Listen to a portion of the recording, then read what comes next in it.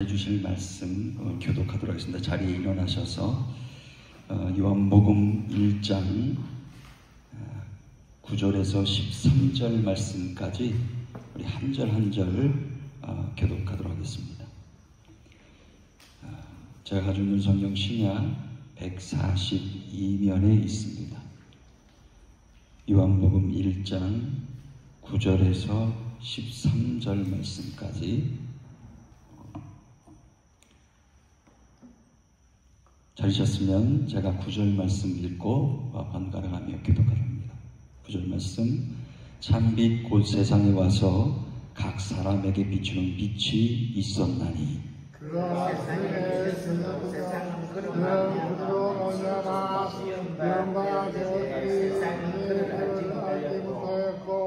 자기 땅에 오매 자기 백성이 영접하지 아니하였으나 운전하는 자, 그 이름을 믿는 자에게는 하늘의 아들은 권세를 주셨으니. 같이 읽겠습니다.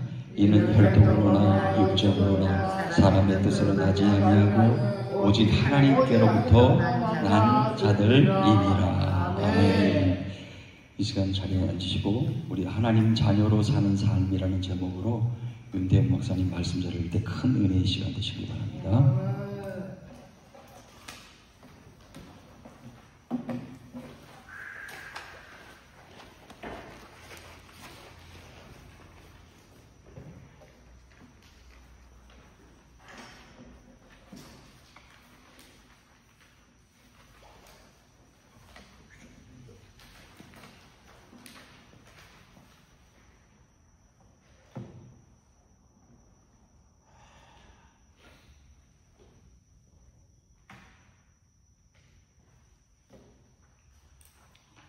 할렐루야. 네. 예수님은 여러분을 사랑하십니다. 아멘. 기도하겠습니다. 사랑과 은혜가 풍성하신 아버지 하나님, 감사합니다. 고맙습니다. 저희들을 주님 앞으로 불러주시고 또 이 시간 찬양으로 말씀으로 시작하게 하시니 감사합니다. 저희들 이 말씀을 통해서 오늘 우리의 삶이 더욱더 하나님께 가까이 가는 놀라운 역사가 있게 도와주시옵소서. 감사드리오며 예수님의 이름으로 기도드리옵나이다. 여러분들 기억하시죠? 1962년도에 대한민국의 그 박정희 대통령에 의해서 제2차 경제개발 계획이 이제 시작됐습니다. 그러다가 뭐 2차 경제개발, 그 다음에 3차 뭐 넘어가게 됐는데, 우리가 알고 있듯이 1970년도에 새마을운동이 있었어요. 기억하세요? 그래서 처음에는 사람들이 굉장히 불편해했죠. 이게 뭐냐. 그래서 초가집들 다 때려부시고, 정말 때려부셨어요. 그때는 양쪽 집으로 다 고치고 뭐 이랬는데, 어쨌든 새마을운동 뭐 이런 걸로부터 시작해가지고 왜 했느냐 하면 선진국이 되기 위해서 그랬습니다. 당시에 선진국 그러면 부자나라 이런 개념이 있었어요. 그래서 부자나라가 되기 위해서, 선진국이 되기 위해서 얼마나 우리가 경제적인 활동을 많이 했습니까? 그래서 결국은 뭐 지금 세계가 깜짝 놀랐죠? 짧은 시간에 뭐 경제 대국이 됐다. 근데 한 가지 빠진 게 있었어요. 다들 그냥 잘 살아보자. 우리 특별히 김정은 탤런트입니까? 통해서 뭐 부자 되세요 뭐 이런 것도 있었고, 그 다음에 새마을운동의 주제곡에 나오는 그 주제곡이 뭡니까? 주제가 잘 살아보자 아닙니까? 잘 살아보자. 근데 열심히 잘 살아보자고 했는데 어느 누구도 바로 살아보자 하는 사람은 별로 없었어요. 제 기억에는 교수님 몇 분 외에는 없었던 것 같습니다. 자, 그러다 보니까 어떻게 돼요? 물질 만능주의가 됐어요. 그래서 모든 삶의 인간의 잣대를 뭐로 쟀습니까? 돈으로 쟀어요. 그러다 보니까 돈이 없으면 쭈그러드는 거고, 돈이 있으면 갑질하고, 갑질도 당연히 받아들이는 세상이 되어버렸습니다. 이게 세상이 글쎄 우리가 보기에도 견디기 힘든 세상이 되어버렸죠. 지금 한국에는 뭐 이 갑질이 엄청나게 많다고들 합니다. 여기도 뭐 물론 있지만은 그랬다가는 미국은 어떻게 해요? 혼나죠. 별로 그런 걸 별로 받아들이는 나라가 아닙니다. 어쨌든 그러다 보니까 경제 회복이 되다 보니까 어떻게 돼요? 건설붐이 일어났죠. 그러다 보니까 땅 가진 사람들이, 촌부들이, 땅을 갖고 있던 촌부들이 어떻게 됐어요? 갑자기 부자가 됐습니다. 떼부자. 이런 사람들은 우리를 뭐라 그러면 졸부라고 부릅니다. 졸부. 졸부는 갑자기 부자가 된 사람이에요. 근데 이 졸부라는 의미가 점점 부정적으로 바뀌었어요. 자, 가진 돈에 비해서 투명이나 언행이나 행실이 별로 이렇게 덕스럽지 못한 사람들을 비하하는 말로 변했습니다. 그래서 졸부, 그럼 누구예요? 아유, 저 사람은 있는 것 같은데 역시 아니야. 그러니까 좀 전국으로 보는 것이죠. 제가 왜 이 말씀을 드리냐면, 우리 신앙생활도 마찬가지예요. 작금에 우리 신앙생활 하시는 기독교인들 보세요. 이 졸부 같은 사람이 얼마나 많은지 몰라요. 저도 사실 말씀대로 살자고 선포하는 목사 입장에서 보면요, 하여튼 구원받아라, 하여튼 뭐 구원받은 길이 사는 길이라고 열심히 외쳤지만은 실질적으로 성도의 삶에 대해서 자세하게 이렇게 살아야 됩니다 하고 이게 제대로 전하지 못한 부분에 대해서 굉장히 부끄러움을 느낍니다. 왜냐하면 사람들은요, 자기 이름대로, 자기 수준대로 살게 돼 있어요. 왕의 자녀들은 어떻게 할까요? 왕의 자녀처럼 삽니다. 군인의 자녀들은 어떻습니까? 군인의 자녀같이 살아요. 그러면 재벌의 자녀는 어떨까요? 재벌의 자녀같이 삽니다. 그런데 생각해 보세요. 저와 여러분은 처음에 어떤 사람이었습니까? 죄 가운데 태어나서 죄 가운데 사는 그런 아주 죽을 수밖에 없는, 도저히 희망이 없는 그런 삶들은 아니었었습니까? 그런데 오늘 말씀을 보니까 우리들의 삶이 어떻다고요? 요한복음 1장 12절에 보니까 뭐라 했습니까? 영접하는 자, 그 이름을 믿는 자들에게는 하나님의 자녀가 되는 뭐를 줬다고요? 권세를 줬답니다. 이건 뭐냐면 하나님을 영접하면 우리는 하나님의 자녀가 되는 아주 특별 보너스를 받는 거예요. 생각해 보세요. 내가 죽을 수밖에 없는 죄인이었는데 갑자기 하나님의 자녀다? 야, 근데 이거는요, 세상에도 없는 아주 생활 보장된 겁니다. 신분 보장이에요. 요즘 우리 트럼프 대통령이 좀 알았으면 좋겠는데, 아주 마구잡이 잡지만은, 트럼프도 아마 알 겁니다. 우리들은, 저와 여러분들은 그냥 교회만 다니는 그런 사람이 아니라, 누구라고요? 하나님의 아들, 딸들이 됩니다. 믿으십니까? 우리 금지가 있어야 돼, 금지. 자부심이 있어야 된다고. 근데 우리는 어떻게 해요? 안타깝게도 종의 모습들, 나는 죄인이야. 어떤 분들 보면 나는 맨날 와서 나는 죄인입니다. 우리 죄인이지요. 그렇죠? 우리들에겐 기독교인에게 하나 채널을 주지 않았습니까? 무슨 채널? 회복할 수 있는 채널이 뭐예요? 회개 기도 아닙니까? 회개 기도하면 하나님께 받아주셔서 그 죄를 용서해 주시고 다시금 자녀를 회복시켜 주시는 거예요. 근데 매번 그냥 보게 되면 많은 기독교인들이 와서 교회 기도하는 거 보면 맨날 잘못했다고만 얘기해요. 그리고 올 때 큰 짐을 지고 왔으면 놓고 가야 되는데 또 집에 갈 때는 어떻게 돼요? 다 가져가요 또. 안타까운 이런 모습. 이게 신앙의 졸부들 아닙니까? 왜? 저와 여러분은 당당하게 살아야 되는 하나님의 자녀고 하나님의 아들, 딸인데도 불구하고 왜 그렇게 살아야 되느냐 이 말입니다. 그래서 오늘 말씀을 통해서 우리가 이제 하나님의 부름을 받았으면 하나님의 자녀답게 살자. 그런 걸 오늘 말씀을 통해서 찾아보고 또 하나님의 자녀로 사는 비결들을 또 알아보고 또 우리 다시금 하나님의 자녀로 사는 회복되는 그런 게 되기를 소망합니다. 자, 하나님 자녀로 사는 비결이라는 것은 성경 전반에 걸친 아주 중심, 핵심 주제예요. 성경이 뭡니까? 처음부터 태초에 하나님을 창조하셨는데 왜 창조하셨습니까? 그거 아셔야 돼요. 하나님이 이 세상을 왜 창조하셨을까요? 누구 때문에? 저와 여러분 때문에 이 세상을 창조하신 거예요. 그럼 창조했으면 왜 그럼 우리는 이 세상에 살면서 어떻게 해야 됩니까? 하나님이 하라는 거 하고 하지 말라는 거 안 하고 살면 당당하게 하나님의 자녀로 사는 모습이라는 거예요. 근데 우리는 그걸 참 지키지 못하고 있어요. 예, 조금씩 풀어나가겠습니다만 왜 그런가 답답하죠. 참 하나님의 말씀을 들을 때 아멘 하지만은 우리의 삶 속에 실질적으로 그런 사람이 왜 나타나지 않을까? 한번 우리가 추적해 봐야 됩니다. 자, 그래서 우리가 하나님의 자녀답게 살게 하려면 어떻게 살아가려면 어떻게 되느냐? 첫째, 하나님의 아버지를 닮아가야 돼요. 자녀가 부모를 닮지 않으면 뭘 닮겠어요?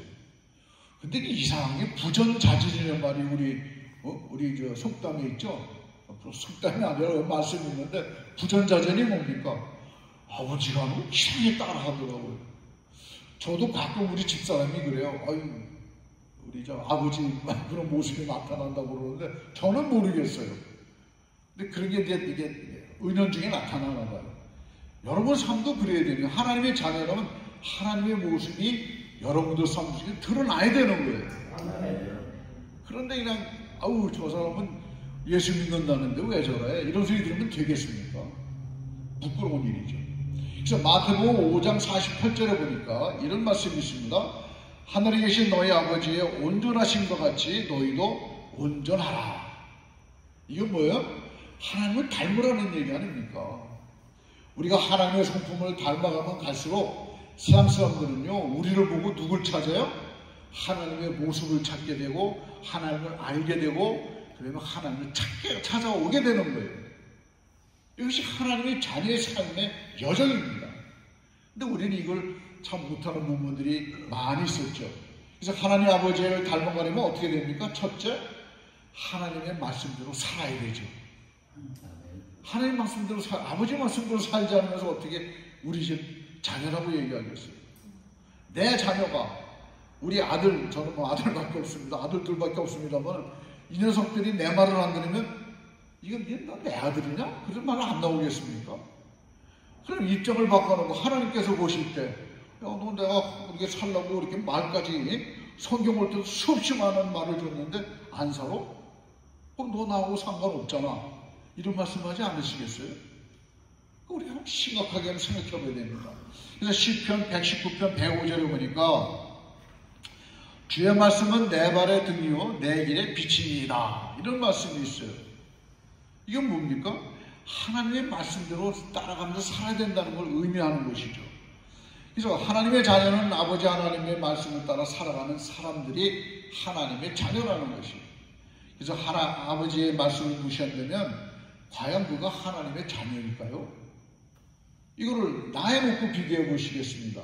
우리 자신을 놓고 비교해 보세요. 내가 하나님의 말씀을 따라 살지 않으면서 내가 하나님의 자녀라고 말할 수 있습니까? 없잖아요. 최소한도 아까 말씀드렸듯이 성경에서 하라는 거 하고 하지 말라는 거 안 하고 살면 되는 거예요. 그게 바로 하나님의 자녀입니다. 자, 우리 이 집안에는 가훈이라는 게 있어요. 그래서 우리 보통은 제일 좋은 게 가와 만사성 이런 말이 이제 가정에 우리 한국 가정에 많이 내세우고 있는데 또 어느 목사님은 답게 살자 이런 이제 하나님 앞에다 놓고 하나님답게 살자, 하나님 자녀답게 살자 뭐 이런 말도 있고 하여튼 가훈이라는 게 참 많이 있는데 그 가훈이 뭡니까? 그 집안의 핵심 요소 아닙니까? 그 하나님 나라의 핵심은 뭘까요? 하나님 나라의 가훈은 뭡니까? 하나님 말씀대로 살자는 거 아닙니까? 그래서 이 말씀도 여러분들 꼭 잊지 마시고요. 나는 무슨 일이 있어도 하나님 말씀대로 살아가겠다는 결심을 하셔야 됩니다. 그렇게 되면요. 처음엔 요만했다가 점점 커져요. 이것이 하나님의 천국의 법칙과 똑같은 얘기죠. 그런데 오늘 많은 성도들이 아까도 말씀드렸습니다만은 말씀 들을 때는 아멘 하죠. 근데 상황 속에 우리 삶으로 순종하지 못하는 부분들이 있어요. 왜 그럴까요? 하나님 말씀은요. 이 산길에 등불이 없으면 못 가지 않습니까? 깜깜한 밤에 후레쉬가 없으면 어떻게 가요? 하다못해 성냥불을 땡겨서 이렇게 가지 않습니까? 마찬가지입니다. 우리의 영혼도 우리의 길을 인도하는 등불이 없으면 갈 수가 없는 거예요. 그래서 아무리 말씀을 들어도 하나님 말씀이 내 삶에 적용이 안 되면요, 갈 수가 없는 거예요. 그러니까 삶의 모습들이 안 나타나는 거예요. 여러분, 하나님 말씀을 들으면요, 아멘하고 내가 이렇게 살아야지 결단해 보세요. 여러분, 처음부터 되지는 않습니다. 하지만 조금씩 하다 보면요, 어떻게 돼요? 습관이 되어버려요. 요즘은 그 영어로 뭐 루틴이라고 얘기하는데 습관입니다. 좋은 습관을 만드셔야 돼요.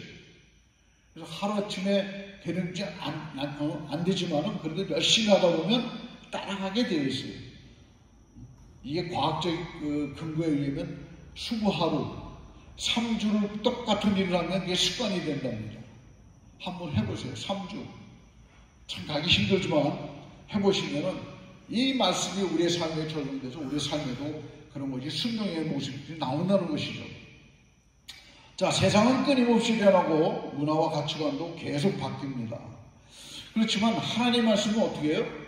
변함이 없어요. 처음 말씀에 천지를 창조하셨느니라가 오늘까지 있지 않습니까? 이게 뭐 과학자들은 뭐 5,000년, 6,000년 따지지만 우리는 몰라요. 그게 세월이 어떻게 되는지. 그렇지만 분명한 것은 태초에 하나님이 이 세상을 만드셨고 우리를 이 세상에 살게 하셨다는 것. 그거 하나만이라도 우리는 하나님의 크신 뜻을 알 수가 있는 것이죠. 그래서 우리가 세상의 가치관이 아니라 하나님의 말씀을 따라 살아갈 때 우리는 하나님의 자녀로서의 삶을 살아갈 수가 있게 되는 것입니다. 여러분들, 성경 말씀은요, 우리의 발걸음을 인도하는 아버지 하나님의 말씀입니다. 음성이죠, 음성. 하나님의 말씀이 하나님의 음성입니다. 성경 말씀을 읽을 때요, 이거 읽다가 딱 마음에 걸리는 게 있어요. 저 같은 경우는 저도 목사가 돼야 된다 그래서 나 같은 게 무슨 목사가 되냐 그러고 이제 말씀을 주시지 않으면 나 목사 안 합니다 그러고 가서 기도하지 않았습니까? 근데 딱 한 말씀에 계속 그냥 밤새도록 그 말씀 가지고 싸웠어요.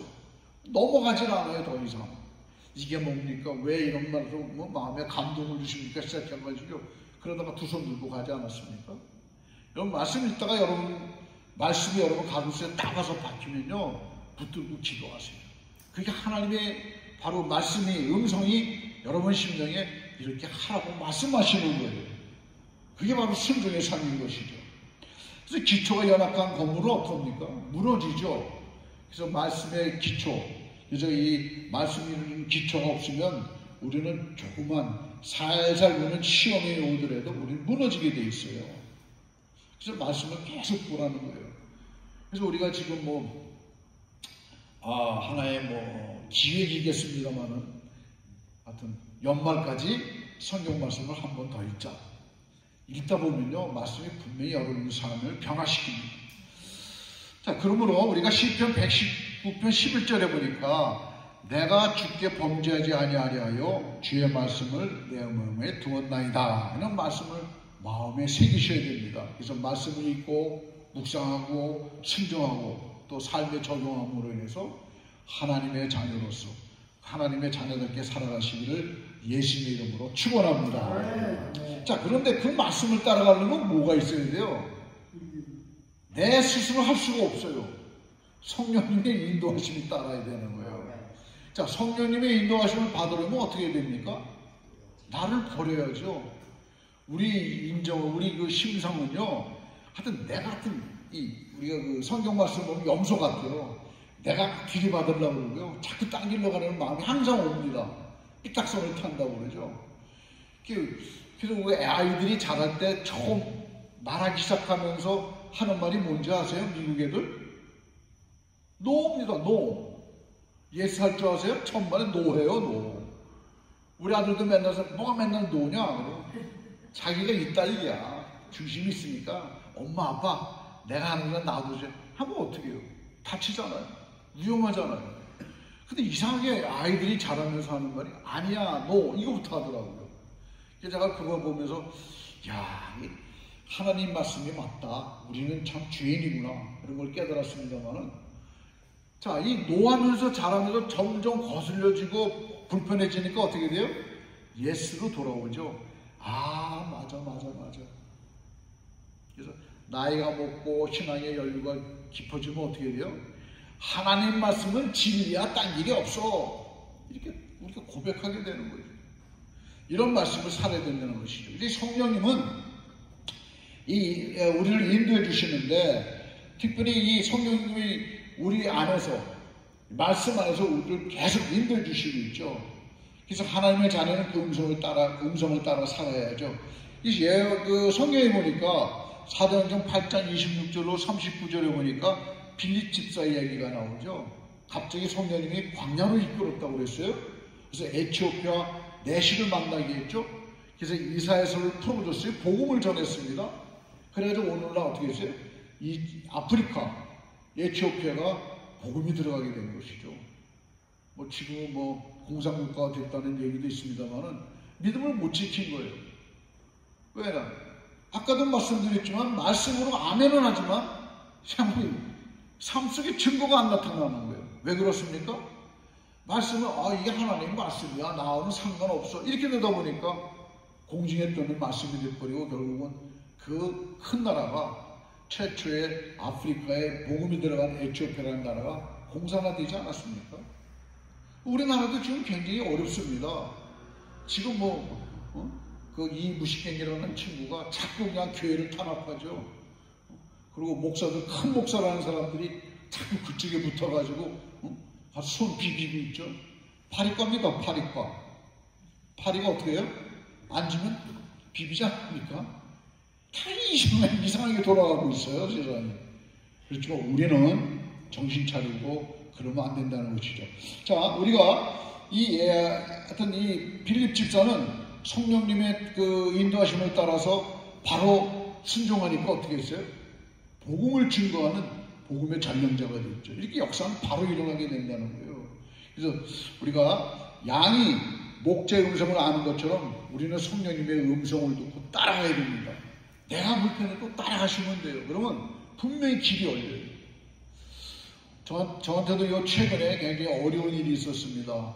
뭔가를 무슨 단체를 맡아달라고 그러는데 기도하는데 자꾸 마음은, 저는 자신은 하고 싶지 않아요. 나이도 있고 몸도 아프고 그러니까 그거는 저는 아닌 것 같은데요. 그런데 자꾸 신경은 어떻게 돼요?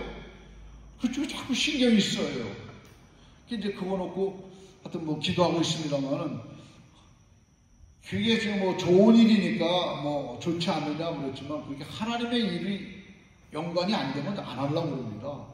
이제 뭐 나이 먹어서 또 뭐 은퇴했다고 그래도 하나님 일을 하는 사람이니까 하나님하고 연관이 안 되면 끊으려고 그러죠.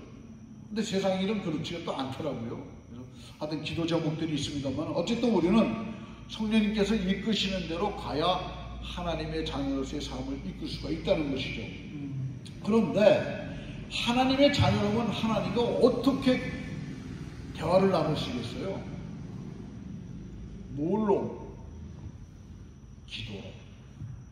그래서 기도는 여러분들 필수입니다. 필수. 기독교인의 필수가 뭐예요? 기도의 기도. 두 번째는 뭐예요? 예배죠. 세 번째는 뭐예요? 사랑의 실천. 얼마나 간단합니까? 근데 이게 참 지켜지지가 않아요. 이게 참 안타까운 일이지만, 자, 로마서 8장 15절에 보니까 너희는 다시 무소하는 종의 영을 받지 아니하고 양자의 영을 받았으므로 우리가 하나님을 아버지라 부를 수 있다고 그랬어요. 이건 뭐예요? 하나님께서 우리가 하나님의 자녀라는 것을 아주 확증해 주시는 말씀이에요.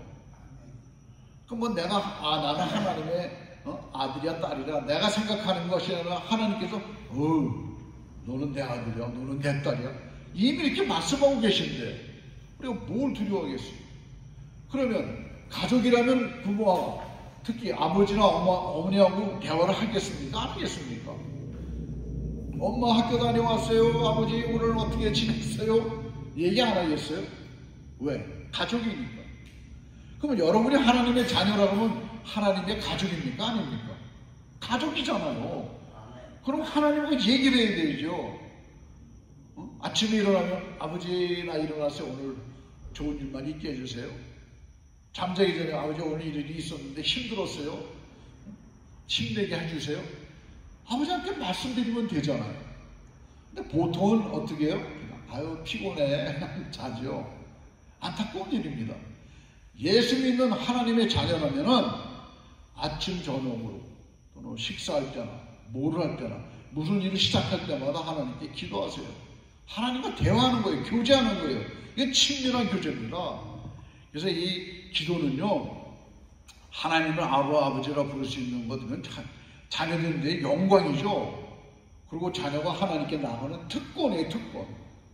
이걸 꼭 받아 누리시기 바랍니다. 자, 어떤 아이가 그 백악관 대통령 관저로 뛰어들어갔습니다. 그랬더니 가드가 뭐래요? 노노노 오지마. 그랬더니 대통령이 뭐라 그랬어요? 무슨 소리야? 쟤 내 아들이야. 그럼 어떡할까요? 하나님의 자녀는요, 하나님 앞에 갈 때 어디든지 갈 수가 있는 거예요. 누가 막을 수가 없습니다. 이번 트럼프도 못 막아요. 감히 어딜 막습니까? 근데 요즘 돌아가는 거 보니까 참 안타까운 일이 많이 있습니다만은, 이럴 때일수록 기독교인들 보고 기도하라는 거 아니겠습니까? 조국 대한민국도 그렇죠. 여기도 그렇죠. 불편합니다. 자꾸 내가 그런 일을 들으면서 내 마음이 불편하면, 내 심령이 불편하면 하나님이 기도하라는 거거든요. 저도 열심히 기도하지만 여러분도 더 많이 기도해 주시기 바랍니다. 그래서 기도는 하나님 자녀의 가장 큰 권리이자 능력입니다. 그래서 늘 기도, 아버지 하나님과 친밀하게 대하시길 바랍니다. 그리고 하나님의 자녀라면 세상과 구별된 거룩한 삶을 살아야죠. 베드로전서 1장 16절에 보니까 내가 거룩하니 너희도 거룩할지어다 라고 말씀하고 있습니다. 하나님은 거룩하신 분이죠. 그러면 하나님의 자녀는 우리도 어떻게 돼요? 거룩해져야죠. 하나님의 가족이니까. 근데 여러분 절대 나는 하나님의 가족이라는 걸 잊지 마시기 바랍니다. 그러면요 내 행동이 조심스러워져요. 상당히 조심스러워집니다. 아, 나는 하나님의 아들이지, 하나님의 딸, 이러면 안 되지. 자꾸 돌이키는 거예요. 하나님이 원하시는 방향. 그래서 우리가 언제나 이 하나님의 거룩하신 분인 걸 알고 세상의 죄와 타협하지 않는, 그래서 거룩한 삶을 꼭 지켜 살아나가시기를 바랍니다. 그런가 하면 요한일서 2장 15절에 보니까 이 세상이나 세상에 있는 것들을 사랑하지 말라고 말씀하고 계십니다. 왜일까요? 이 하나님의 자녀는 세상의 가치와 다르게 살아가야 됩니다. 세상과 똑같이 살아서는 하나님의 자녀라고 말할 수가 없는 것이죠. 그럼 한 가지 의문이 생겼어요. 아니 하나님은 왜 이렇게 죄 가운데 우리를 두셨을까? 생각해 보세요. 아니 죄가 세상에 만연한 곳에 왜 나를 두셨을까? 힘들게. 왜일까요? 생각해 보셨어요? 왜냐하면 여러분은 이 세상에 빛과 소금의 역할을 감당해야 되기 때문에 그렇습니다. 하나님의 자녀의 사명이 바로 그거예요. 그렇기 때문에 힘들지만 우리의 삶을 통해서 우리가 하나님을 보여줘야 되고요. 하나님을 증거하게 되고요. 그래서 우리가 복음을 열심히 전하는 거예요. 예수 믿어야 살고 예수 믿어야 천국 가고. 아멘. 여러분 세상 속에서 하루 속에서 얼마나 예수를 전하십니까? 저는 이제 말씀드렸으면 저도 이제 센터에 나가지 않습니까? 노치원. 그러면 제가 목상 가고 비양거리는 사람도 참 많습니다. 주위에. 아, 목사가 뭐 그러거나 말거나 나는 꿋꿋이 내 삶을 보여주고 그냥 대화를 해도 조심스럽게 하고, 아유 생각 같아서 그냥 코범한 듯이 때리고 싶죠. 근데도 뭐 어떻게 해요? 참다 보면 제 앞에는 그 황 선생이라는 분이 계신데 그분은 아주 이 불교계의 대가예요. 그분도 목사님 이러면서도 약간 우스갯소리를 하지만 달라지죠, 사람들이. 왜 그들의 모습이 달라질까요? 여러분들 하기 나름에 여러분의 행동이 그렇게 되면 저 사람들도 보고 이러면 안 되겠구나 걸 아는 것이죠. 그래서 우리가 세상과 좀 구별된 삶을 살아야 되는 거예요. 세상은 물질과 쾌락을 추구하고 성공을 쫓죠. 그렇지만 하나님의 자녀는 언어나 행동이나 가치관, 이 모든 것이 세상과 구별되는 거룩한 삶을, 구별된 삶을 살아야 하는 것입니다. 로마서 또 12장에 보니까 이런 말씀이 있어요. 너희는 이 세대를 본받지 말고 오직 마음을 새롭게 함으로 변화를 받으라고 말씀하고 있습니다. 세상은 변하지만 말씀은 변하지 않죠. 그래서 우리가 성경에 보게 되면 모세나 다니엘의 세 친구들은 어떻게 해요? 세상과 타협하지 않기 때문에 하나님이 들어 쓰셨어요. 우리도 세상과 타협하지 않고 살면은 하나님이 어떻게 할까요? 들어 쓰십니다. 뭘로? 하나님을 증거하는 증인의 삶을 살게 하시는 것이죠. 그러므로 우리는 세상보다 하나님 나라를 택하는 결단을 해야 됩니다. 마태복음 6장 33절의 말씀대로 하나님의 자녀는 하나님의 나라와 그 일을 먼저 구하는 사람들이기 때문이죠. 그리고 마지막으로 하나님의 자녀들은 어떻게 살아야 됩니까? 사랑으로 살아야 되죠. 이 요한일서 3장 10절에 보니까 이런 말씀이 있더라고요. 하나님의 자녀와 마귀의 자녀가 드러나나니 형제를 사랑하지 아니하는 자는 하나님께 속하지 아니하였느니라 하고 말씀하고 있어요. 자, 하나님의 자녀는 아버지를 꼭 닮아야 하는 성품이 있죠. 그게 뭘까요? 사랑이에요, 사랑. 하나님의 성품 중에 제일 큰 성품이 뭘까요? 바로 이 사랑입니다. 그래서 우리는 사랑을 베풀 때 특히 이 교회에 있는 우리가 더 믿음의 형제자매들 이들을 더욱 사랑하셔야 됩니다. 그래서 교회 다니는 사람, 교회 믿으세요, 예수님 믿으세요 하는 분들은 더 가까이, 더 친절하게, 안 믿는 분들에게도 이렇게 해야 되겠지만 더욱 가까이 하는 게 우리 믿음의 형제들에게는 더욱 사랑을 나눠줘야 되는 것이죠.